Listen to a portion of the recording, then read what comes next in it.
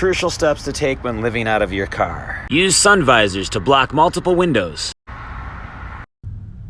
Build a bed out of lumber and put foam padding on it.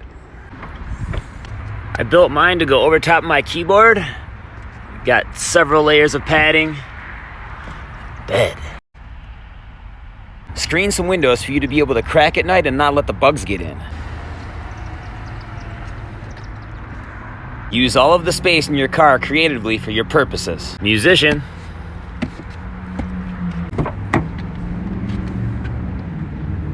I have tons of tools in case I break down or need to repair anything. Got the Ryobi drill in there.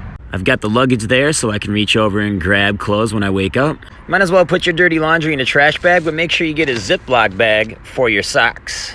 You gotta get an adapter for 110 power. Cigarette lighter port, 110 with the USB, and I got some clips to help keep cords out of the way as well. Let's check out the stove. I store my stove with all my cans of food I cook. Fuel source, spare fuel source.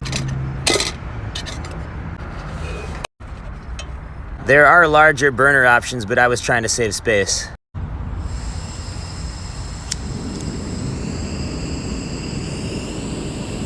Now we're making some hot food. Next, let's look at the refrigerator. Better than a cooler with ice is this, which plugs into a cigarette lighter and becomes a refrigerator.